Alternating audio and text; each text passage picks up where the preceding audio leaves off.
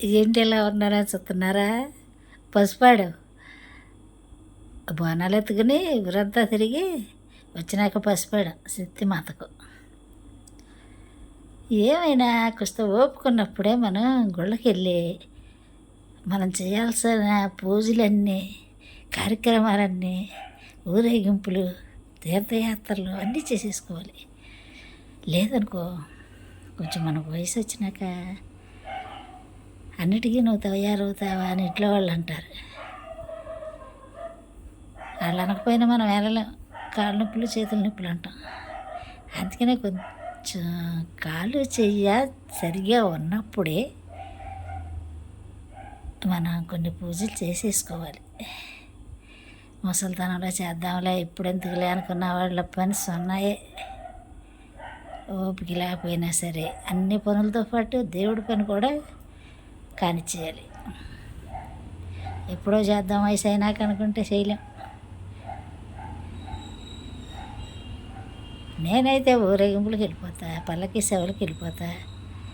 అయ్యో గజరాజులు వచ్చారు అయిపోసాంకు ఊరేగింపులు అంటే వెళ్ళిపోతా. కొంచెం సాటిస్ఫై, ఏదో అన్నీ కొన్ని చేసి ఉన్నాంలే అని.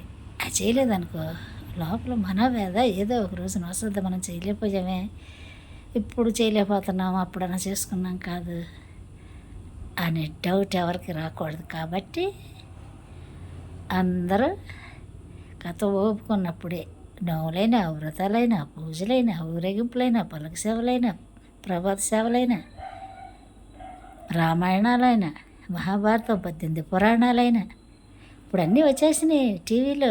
18 పురాణాలు కళ్ళెట్టుకుని గట్టిగా చదవక్కర్లే. దేవి భాగవతం, నారద పురాణం, భవిష్య పురాణం అని మైకిలో చెప్పామనుకో చక్కగా చాకండి కోటేశ్వరరావు, పద్మాకర్ గారు, ఇంకా చాలామంది ఉన్నారు కదా, గిరికపట్టి గారు అని వాళ్ళు హాయిగా పోసు కూర్చున్నట్టు చెప్పేస్తున్నారు. మనం పెట్టుకుంది ఏటవే.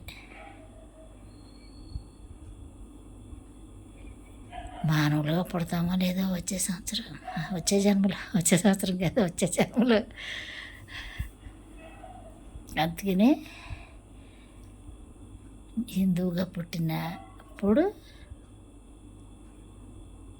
ప్రతి పురాణాన్ని తిరగేయాల్సిందే.